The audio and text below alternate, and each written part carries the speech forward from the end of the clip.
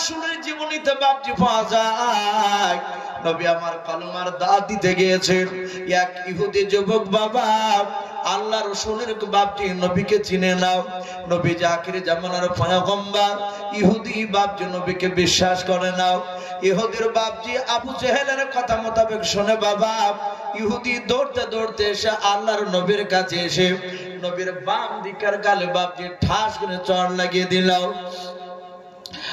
এত জোরে ইহুদি থাপ্পড় মারল নবীর পবিত্র গালে বেঈমান ইহুদির আঙ্গুলের 5টা দাগ আল্লাহ রাসূলের নূরানি চেহারায় বাপজি গালে দাগ লেগে গেল রহমতুল নবী গালি দিলেন না চোখটা রাঙা করে তাকালেন না আল্লাহ নবীর চোখের কোনা দিয়ে ঝরঝর করে পানি ঝরছিল যাতে ইহুদি মেরেছে আল্লাহর নবীজি ইহুদির হাতখানা ধরে যে হাত দিয়ে আঘাত করেছিল ওই হাতের তালুতে বাপজি নবীজি চুমা দিয়ে বললেন ওগো আমার ইহুদি ভাই আমার গালে যে থাপ্পড় মারলাম ইহুদি ভাই মনে হয় তোমার হাতে ব্যথা হয়েছে ইহুদির বাপজি হাতে যখন চুমা দিয়েছে নবী আমার ইহুদি রাসূলের চেহারার দিকে ফালফাল করে চেয়ে থাকতে লাগলো ইহুদি মনে মনে ভাবলো আমি অন্যায় করে তার গালে থাপ্পড় মারলাম আর আমার লাগা হাতটা ইহুদি ধরে আমার হাতে 4 তালুতে চুমা দিয়ে দিল মনে মনে ভাবলো ইনি দুনিয়ার কোন সাধারণ মানুষ নয় ইনি আখিরি জামানার পয়গম্বর হবেন আল্লাহর নবীর পা দুখানা জোড়া ধরে কাঁদেন আর বলেন নবী আমি অন্যায় করে মেরেছিলাম চিনতে পেরেছিলাম না এখন চিনতে পেরেছে আপনি সারা পৃথিবীর শ্রেষ্ঠ মানব আপনি শ্রেষ্ঠ নবী ও নবী আপনার কলমা পড়ে আপনি মুসলমান বানিয়ে নেন আর আমি বাপ দাদার ধর্মের দিকে যাব না বলুন সুবহানাল্লাহ এই ছিল রাসূলুল্লাহর চরিত্র হযরতে আবু বকর নবীর হাত দুখানা ধরে বলছেন ফিদা কাবি ও আম্মি ইয়া রাসূলুল্লাহ ওগো নবী আপনি অন্যায় করেননি আমি শুনেছি আমার কলিজার টুকরা বিটি হযরত আয়েশা সিদ্দিকা রাদিয়াল্লাহু তাআলা আনহা আবু বকরের বিটির নাম ছিল আয়েশা আর এই আয়েশার সাথে বাপজি রাসূলুল্লাহর বিয়ে হয়েছিল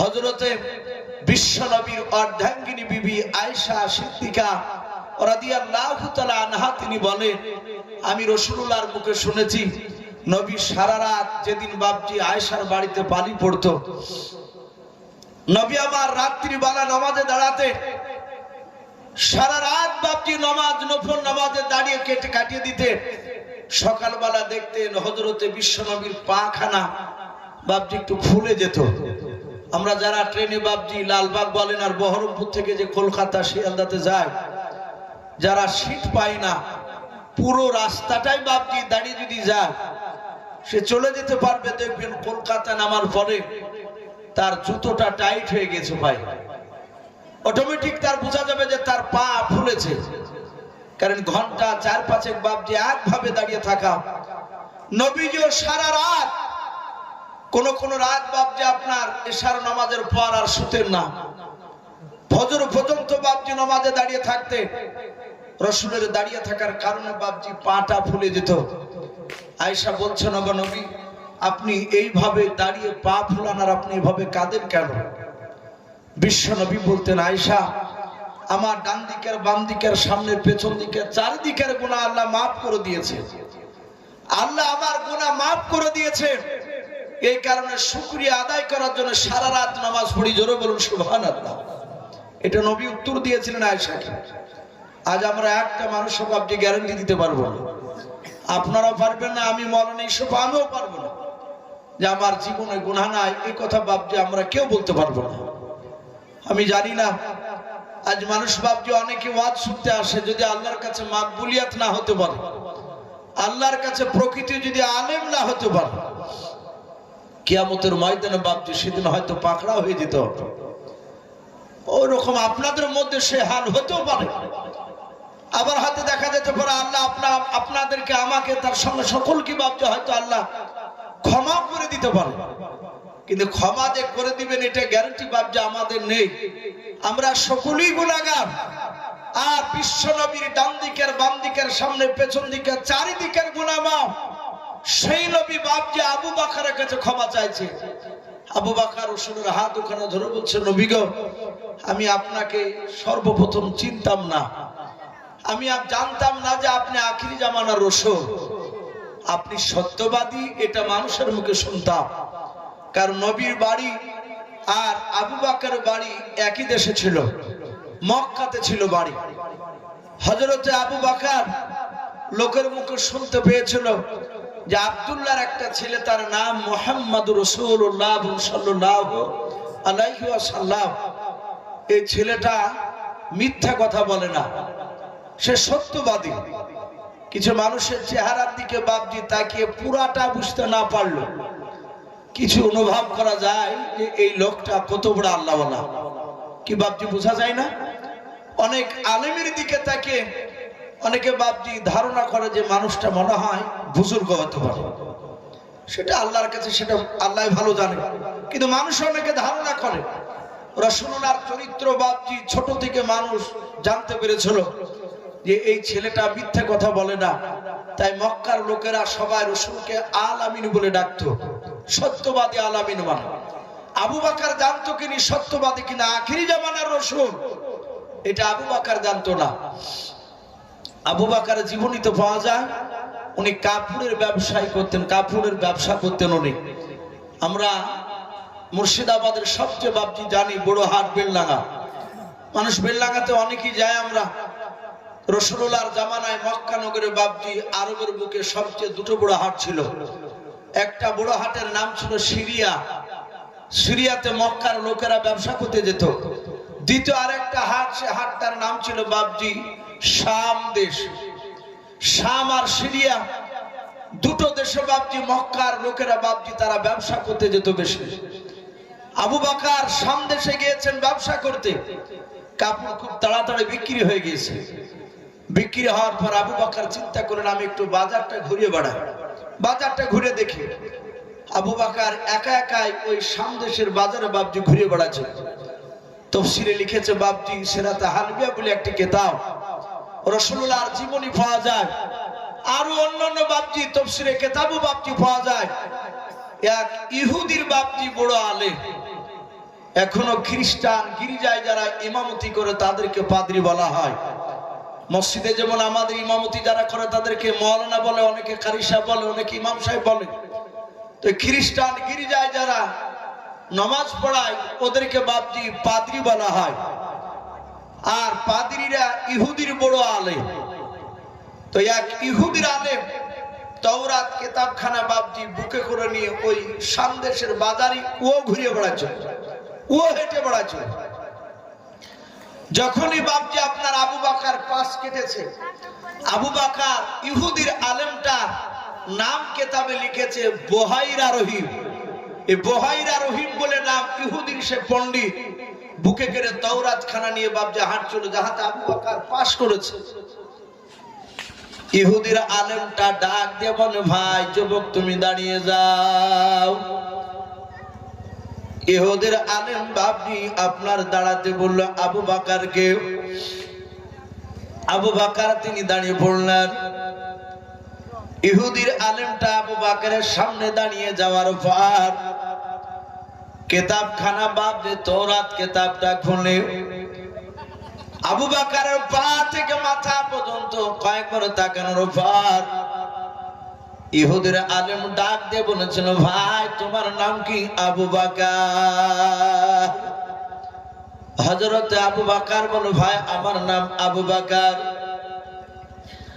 আবার ইহুদির আলেম ডাক দিয়া বলে, ভাই আবু বকর তোমার আব্বার নাম কি? আবু কুহাফা।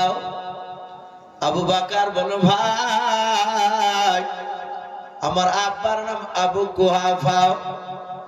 ডাক দিয়ে বলেছিল, ভাই রে তোমার বাড়ি কোথায়? বলে, আমার বাড়ি মক্কা নগরে।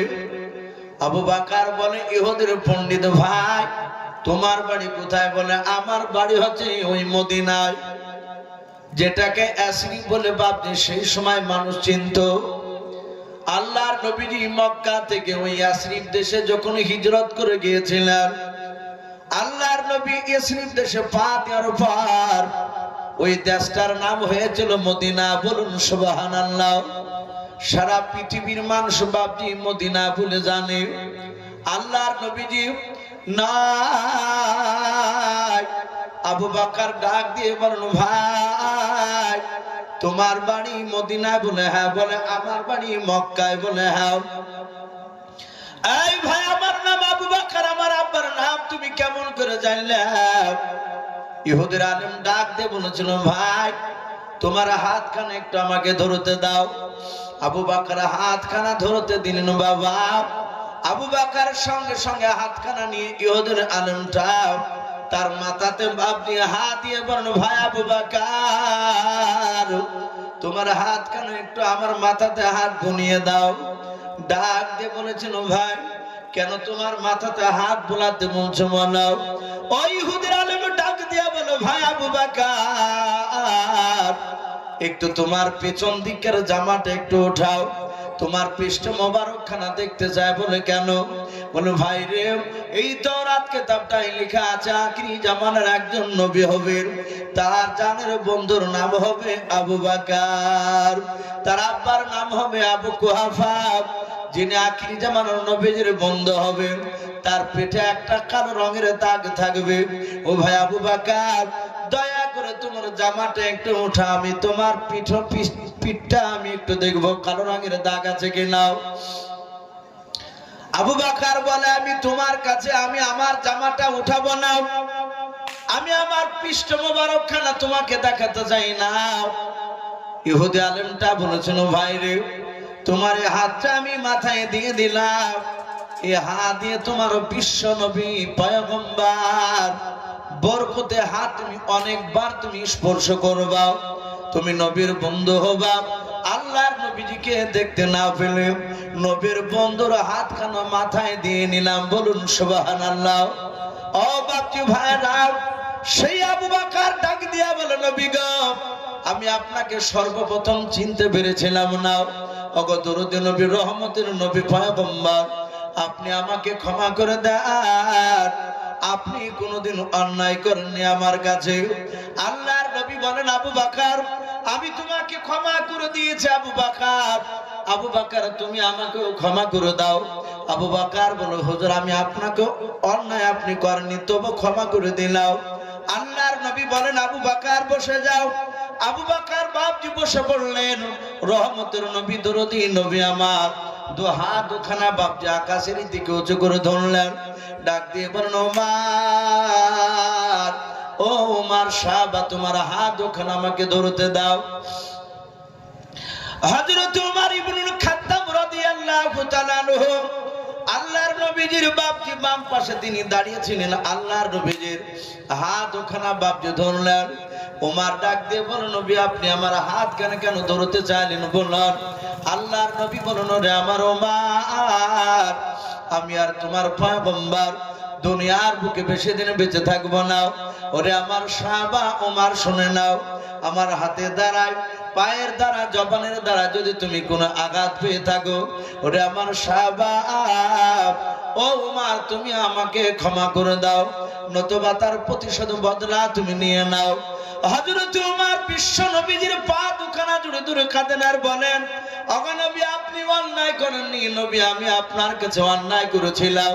নবী যেদিন আপনাকে আমি চিনতে পেরেছিলাম না, ও দরদি নবী সেই দিনকে আমি ওমর ওলঙ্গা তলোয়ার হাতে করে নিয়ে নবী আমি আপনার মাথা কাটতে গিয়েছিলাম।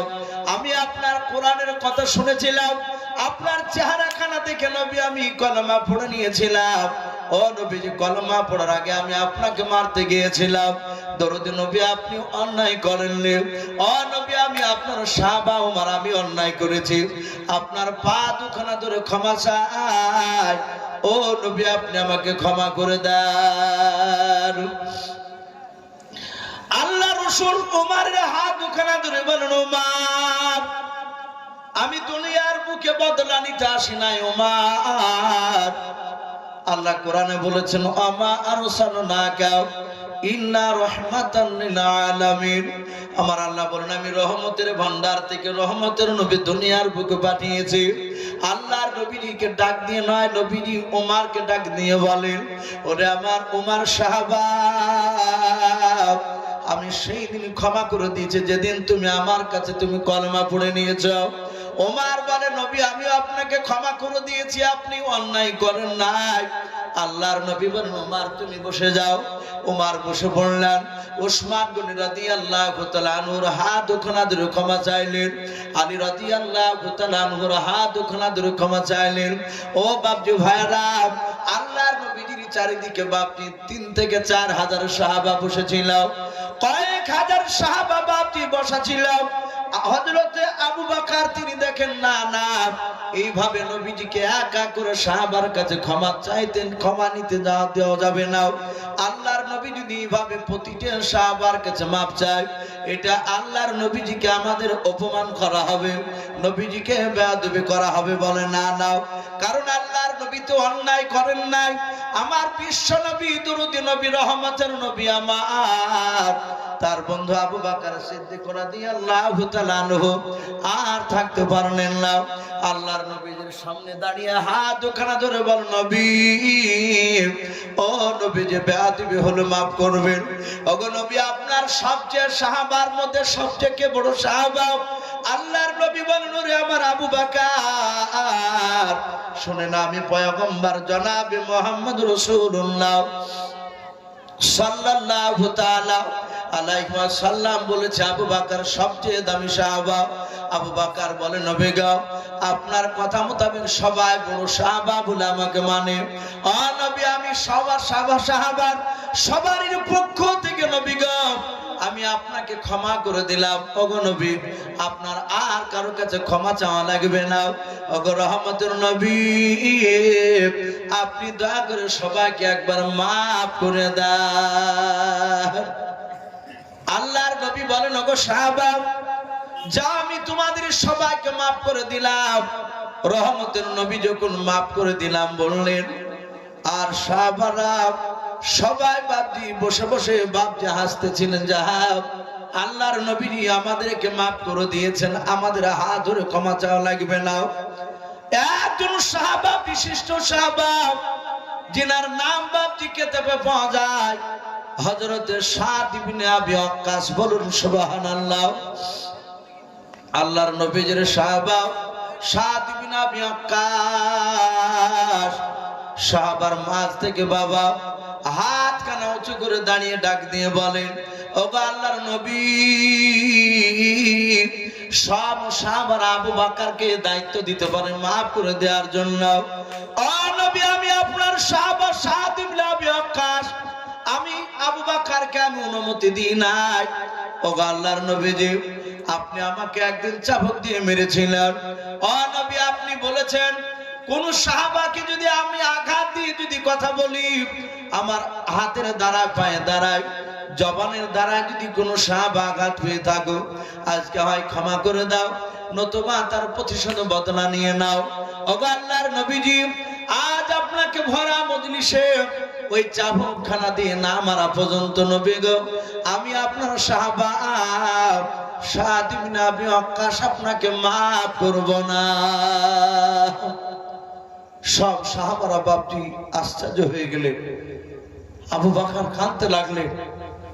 সাদ ইবনে আবি ওয়াক্কাসের কাছে গিয়ে বলছেন, ভাই তুমি তো নবীর বিখ্যাত দামি সাহাবা, নবীকে মারা তো দূরের কথা, নবীর চেহারার দিকে চোখটা না রাঙা করে তাকালে ঈমান নষ্ট হয়ে যায়, আর সেই নবীকে তুমি মারতে চাইছো। সাদ ইবনে আবি ওয়াক্কাস বলছেন, আমি ওসব বুঝি না, আমি মারবই। সম্মানিত ভাই আমার বাবা জীবনেরা, আপনারা সকলেই জানেন সাদ ইবনে আবি ওয়াক্কাস যেমন তেমন বাপজি সাহাবা ছিলেন না। বাপজি আরেকটু বসে বাপ শোনা, দেখেন প্রায় একটা বাচ্চা চললো, আরেকটু বসে যেহেতু বাপজি পরিস্থিতি বাপজি ভালো নেই, মানুষ বাপজি প্রায় চলে যাচ্ছে, আবার ফজর নামাজ বাপজি উঠবে, আবার রাত্রে অনেকে বাপজি হয়তো নফল নামাজও পড়ে, ইবাদতও করে। এখন আল্লাহ মানুষ এক একটা গ্রামে পাওয়া যায়, সারা রাত বাপজি না পারলো। মাঝে মাঝে দেখা যায় রাত্রি 2টোর সময় মসজিদে অনেক মানুষ মুয়াজ্জিন আজান দিতে এসে, অনেক বয়স্ক লোক আধ ঘন্টা আগে আজানের আগে এসে বাপজি দেখবেন ওযু করে নামাজ পড়ে, তাহাজ্জুদ নামাজ। আমি পড়ি না, অনেক মানুষ পড়ে, এরকম আল্লাহর বান্দা আছে। অনেক মা বোনেরা বয়স হয়ে গেলে বাপজি, বৃদ্ধা যখন হয়ে যায়, অনেকে দেখবে রাত্রি উঠে বাপজি তাহাজ্জুদ নামাজে দাঁড়ায়। তো যাই হোক, আবার ফজরের বাপজি নামাজ রয়েছে। আরেকটু বসে ভাই, আমি বলছিলাম সাদ ইবনে আবি ওয়াক্কাস এ যেমন তেমন সাহাবা নয়, খুবই হাই র্যাঙ্কের বাপজি, দামি সাহাবা। যে সাহাবার ঈমান আনার ঘটনা অনেকেই জানে। আল্লাহ রাসূলকে যেদিন বাপজি তায়েফ নগরে নবীর নানা দেশে নবী কলমার দাওয়াত দিতে গিয়ে যুবকরা মেরেছিল, নবী তার নানা দেশ থেকে বাপজি রক্তাক্ত শরীর নিয়ে ওই তায়েফ নগরের বাগানে বাপজি নাই, মাঠের ভিতরে একটা খাজুর গাছের ছায়ার তলে দাঁড়িয়ে বিশ্ব নবী, রহমতের নবী, দরদি নবী হাত তুলে কাঁদছিলেন, আল্লাহ তায়েফবাসী যুবকরা আমাকে চিনে না, ওরা জানে না যে আমি আখিরি জামানার পয়গম্বর। ওগো মালিক, আমাকে তারা মেরেছে, আমাকে রক্তাক্ত করে দিয়েছে। ওগো মাওলা, তুমি তায়েফবাসী যুবকের উপর তুমি নারাজ হও না, বলুন সুবহানাল্লাহ। নবী হাত তুলে তুলে বাপজি দোয়া করছিলেন, বলছিলেন আল্লাহ ওদেরকে ক্ষমা করে দাও, ওরা আজ চিনে না, আগামীতে হয়তো তারা আমাকে চিনতে পারবে, বলুন সুবহানাল্লাহ। বাপজি সেই রাসূলুল্লাহ হাত তুলে তুলে কাঁদছিলেন, আর এই যুবক সাদ ইবনে আবি ওয়াক্কাস নবীজি যেখানে কাঁদছিলেন ওখান থেকে হাত কুড়ি পেছনে একটা আঙ্গুরের বাগান ছিল। সে আঙ্গুরের বাগানে সাদ ইবনে আবি ওয়াক্কাস তিনি কাজ করছিলেন। নবীর গুনগুন আওয়াজ শুনে একটু কাছে নয়, দূর থেকে বাপজি দেখলো, তাকে দেখলে যুবকটা তো রক্তাক্ত শরীর নিয়ে দাঁড়িয়ে আছে। এই লোকটাকে মারলো কে? দুনিয়াতে এত নিষ্ঠুর মানুষ আছে। সঙ্গে সঙ্গে বাপজি যুবক ছেলেটা আঙ্গুরকে বাপজি নিংড়ে রস বের করে এক গ্লাস, হয় কাঠের পেয়ালা হোক কিংবা এমনি মাটির চীনামাটির পেয়ালা হোক, আপনার একটা গ্লাসে আঙ্গুরের রস নিয়ে গিয়ে আল্লাহ রাসূলকে গিয়ে বলছে, এই যুবক আমি তোমাকে চিনি না, কিন্তু তোমাকে যারা মেরেছে তারা অন্যায় করেছে, তারা মানুষ বুঝে নয়, তারা অমানুষ, এভাবে মানুষ মানুষকে মারে, এই গ্লাসের রসটা খেয়ে নাও ভাই। আল্লাহ রাসূল এভাবে পেছন দিকে তাকিয়ে বললেন, আকাশ, আমি খুশি হতাম যদি তুমি আমার একটা কথা শুনতা। আকাশ বলছেন, ভাই আমার নাম যে আকাশ তা আপনি জানলেন কি করে? আমি তো আপনাকে চিনি না। সঙ্গে সঙ্গে নবী বলেন, আকাশ, শুধু আমি তোমার নামটা নয়, তুমি কোন খানদানের কোন বংশের ছিলে সেটা বলে দিব। বলে বলুন ধনী। আল্লাহ রাসূল বলেন, তুমি ইউনূস নবী পয়গম্বর আলাইহিস সালামের তুমি বংশধর। সঙ্গে সঙ্গে বললেন, আপনি কে? বলে আমি পয়গম্বর রাসূল হযরতে হযরতে সেই সাদ ইবনে আবি ওয়াক্কাস আল্লাহ রাসূলের হাতখানা ধরে বাপজি কলেমা পড়ে নিলেন, বলুন সুবহানাল্লাহ। উনি বুঝতে পারেন ইনি আখিরি জামানার পয়গম্বর। সেই সাদ ইবনে আবি ওয়াক্কাস আল্লাহ রাসূলকে বাপজি মারতে চেয়েছিল। অনেক ঘটনা বাপজি লম্বা আছে, সেদিকে আমি যাব না, যেহেতু আপনারা প্রায় মানুষ বাপজি আপনারা জানেন যে আপনাদের মসজিদের উন্নতি কল্পে জালসা। আমার পূর্বেকার বক্তা হযরত মাওলানা আজিজুল হক সাহেব আমার বন্ধু, খুব কাছের মানুষ, আপনাদের সামনে অনেকক্ষণ ধরে আলোচনা করে। আপনাদের এই মানুষ বাপজি আমি আসার সময় দেখলাম বাজারে প্রচুর মানুষ, অথচ বাপজি আপনার প্যান্ডেলের ভিতরে বাপজি সে তুলনামূলক মানুষ কম। যেসব মানুষ বাজারে ঘোরাফেরা করছিল, রাস্তায় চলাফেরা করছিল, অর্ধেক মানুষ আসলে প্যান্ডেলে বাপজি জায়গা দিতে পারত না। কিন্তু মানুষের ঈমান হয়ে গেছে বাপজি দুর্বল, যে কোনো একটা ইস্যু খুঁজে বেড়া। এখন মানুষ বলছে যে আকাশে বৃষ্টি হয়েছে, এই জন্য বাপজি মানুষ আর আসলো না। যদিও আসলো বাজার বাজার ঘুরে বাপজি সে জিলাপি, ঝালপড়া, বাদাম কিনে নেবার চলে গেল। অনেকে বাপজি দিক দিয়ে শুধু তাকালছে, কিন্তু নিচে নামেনি। বহু মানুষ এরকম হয়নি, শত শত মানুষ এভাবে চলে গিয়েছে। এই ঈমান বাপজি মানুষের দুর্বল। অথচ দেখুন বাপজি, আমার বাড়ি ঘাসিপুর, আমার ওখানে মাগরিবের পরে বাপজি ভালো ঝড় আর বেশ একটু মোটা বৃষ্টি হয়ে গিয়েছে। আবার আপনাদের এখানে হালকা হয়েছে, সব জায়গার ধুলোটাও বাপজি বসেনি। তাহলে আবহাওয়াটা আলহামদুলিল্লাহ দিনের চেয়ে একটু ভালোই হয়ে গিয়েছে। অথচ মানুষ বাপজি আসতে এসে বসতে চাইছে না, এটা ইমান দুর্বল। তো বাপজি আমাকে বাবর আলী ভাই বলছিলেন, এসো ভাই শেষের বেলা একটু বলবেন, আপনাকে চাপ দিয়ে বলতে হবে না, আজিজুল সাহেব তো কালেকশন উনি করবেন, করেছেন, যথেষ্ট বাপজি দিয়েছেন। আমি মসজিদ থেকে বসে বসে শুনছিলাম। বাপজি যার শেষ ভালো তার সব ভালো। আমি আরেকবার অনুরোধ করব বাপজি ভাইদেরকে, মা বোনেরা যারা আছে পর্দার আড়াল থেকে যারা কথাগুলো শুনছে, বাপজি মসজিদে অনেক কাজ বাকি আছে। আমি দেখলাম এই বাথরুমটা দেখলাম বাপজি এখনো ঢালাই হয়নি, কর্কেটিন আছে মনে হলো, কর্কেটিন আছে অনেক বাপজি, এখনো কাজ বাকি আছে মসজিদে। বারান্দাটা বাপজি হয়নি, দুবড়ো ঘাসে ভর্তি হয়ে আছে। তাই প্রতিটা বাপজি ভাইকে বলবো, বাপজি আমরা দোয়া আশা বসে আছি, প্রায় দেখেন 1:15 পার হতে চললো। বাপজি ভাই ও মা বোনেরা যারা বসে আছে, আমরা যারা এখানে আছি দিয়েছি অনেকে। ইমানদার হচ্ছে বাপজি খাজুর গাছের মতো, বলুন আলহামদুলিল্লাহ। নবী খাজুর গাছের সঙ্গে তুলনা করেছে। অনেকে চিন্তা করবেন যে খাজুর গাছের সঙ্গে কেন তুলনা করলো। খাজুর গাছ দেখবেন প্রতি বছর বাপজি রস দেয়।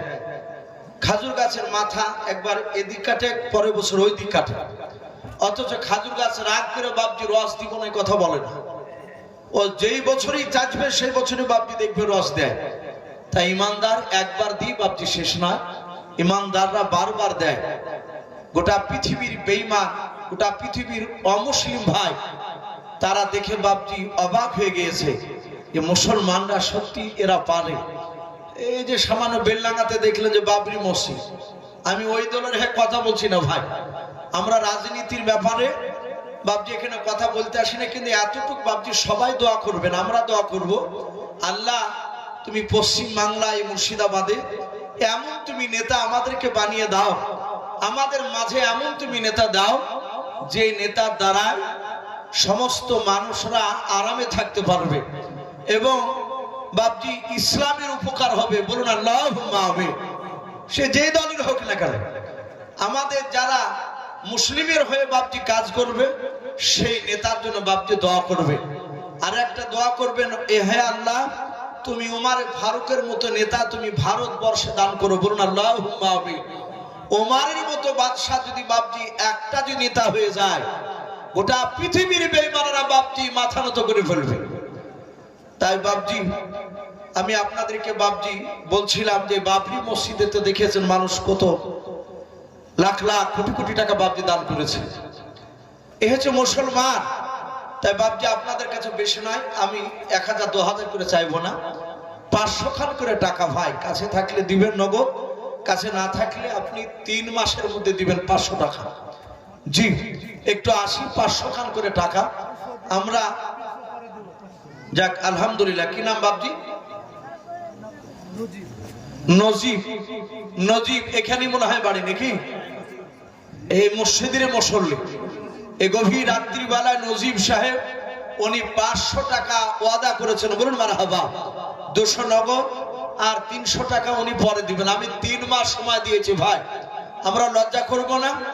একবার বাপজি রাসূলুল্লাহ একবার নয় বারবার বলেছেন, দান করলে বাপজি ফোরায় না, এতে বরকত হয়। দান করলে বরকত হয়। এটা অনেক জায়গায় বাপজি মানুষের মুখে শুনেছি এবং আমিও পরীক্ষিত বাপজি আমিও দেখেছি। দান করলে এটা রাসূলুল্লাহর কথা, বরকত হবে। তাই প্রতিটা বাপজি ভাইদেরকে বলবো ভাই একটু আসি। হবে মা বোনদেরকে বলবো, আপনারা বাচ্চা ছেলের হাতে নালে একটা কমিটি ছেলে একটা ভাইজান একটু মা বোনদের কাছে একটু গেটের মুখে দাঁড়াবেন, দেখবেন অনেক মা বোন 200 100 500 দিবেন ইনশাআল্লাহ। মা বোন আপনারা না হলে 1 বস্তা সিমেন্ট লিখাবেন ইনশাআল্লাহ। অনেক সিমেন্টের প্রয়োজন আছে ভাই, এখানে সিমেন্ট লাগবে। 1 বস্তা সিমেন্ট করে নাম লিখাবেন মা বোন। জি আসেন। আর দোমা বিবি ওর মায়ের নাম মা মারা গেছে। আরদুমা বিবি, তার মা মারা গিয়েছে, মায়ের নামে 500 টাকা বলুন মারহাবা। বলেন আরে তাকবীর। আল্লাহ তুমি তার মার কবর আযাব তুমি maaf করে দাও।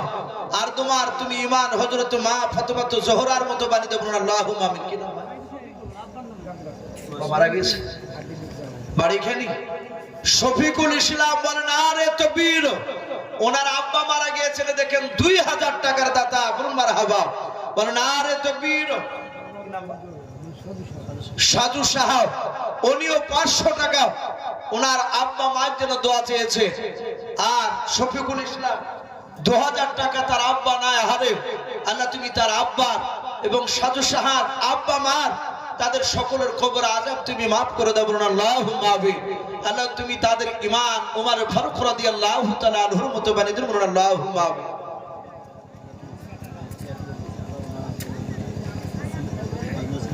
মাশাআল্লাহ, মসজিদের মুয়াজ্জিন আব্দুল হানিফ সাহেব,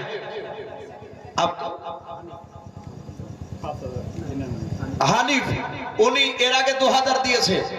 আবার মসজিদে বাপজি 1 বস্তা সিমেন্টের দাতা, বলুন মারহাবা। বলেন আরে তাকবীর। আল্লাহ তার সিমেন্টের দানকে কবুল করে নিয়ে তার আত্মীয় স্বজন কবর আযাবকে maaf করুন, বলুন আল্লাহুম্মা আমিন। ওগো মাওলা তুমি তো দেখতে পাচ্ছো, ওগো আল্লাহ যারা দিচ্ছে যারা দিতে পারে না, তুমি সকলকে আমাদের মৃত্যুর আগে নবীর চেহারা না দেখে আমাদের মত দিও না, বলুন আল্লাহুম্মা আমিন। আমরা নবীকে দেখতে পেলে আর কিছু দরকার আছে ভাই? বলে আর কিছু আমাদের দরকার নাই। নবী বলেছেন যারা আমার চেহারা দেখলো তারা আল্লাহর ওলি হবে, তারা বাপজি জাহান্নামে যাবে না, বলুন সুবহানাল্লাহ। খোকন আর আসিয়া এরা দুজনে বাপজি মিলে 10-10 করে 20 কেজি গম, আল্লাহ তুমি তাদের দুজনার 20 কেজি গমকে কবুল করে নাও, তার আত্মীয় স্বজন কবর আযাবকে maaf করে দেব, বলুন আল্লাহুম্মা আমিন। ভাই আসি, ইনশাআল্লাহ কয়েক মিনিট পর ইনশাআল্লাহ দোয়া হবে, একটু আসি। আপনি কত দিয়েছেন? সুবহানাল্লাহ, বলেন আরে তাকবীর। এ দেখেন নাম বলে নাই, আল্লাহ আলিমুম বিযাতি সুদূর, আল্লাহ দেখতে পাচ্ছেন। বাপজি নাম বললে যে গুনাহ হয় তা নয়। হাদিসে এরকম আছে যে তুমি ডান হাতে দান করো যেন বাম হাতে বুঝতে না পারে, যদি তাকাব্বুর যদি ভিতরে না হয়, আল্লাহ maaf করো। এ দেখেন একজন বেনামিত ভাই আমার, উনি 5000 টাকার দাতা, বলুন মারহাবা। এই বেনামিতে দেখো বান্দা কোথায় যে ছিল, তোমার নাম শুনে দেখো 5000 দিলাম, যার সাথে যে নিয়াতে গুনিয়াছে দান, দানকে কবুল করো তুমি সুবহান। অগবারি দোয়া করি অগ পাক রব্বানা, জান্নাতে খিলায়ো তুমি আঙ্গুর বেদানা, আল্লাহুম্মা আমিন। নারে তাকবীর। আজ নবী গো আমার গড়াইয়া সংসার হিজরত করিলেন সোনার মদিনায়, আর নবী উম্মতের মায়ায় এখনো কেঁদে যায়, ওই আশিকের কান্দন বোঝা যায়। আজ নবী গো আমার লাগাইয়া বাজার শুয়ে আছেন সোনার মদিনায়। নামটা বলো।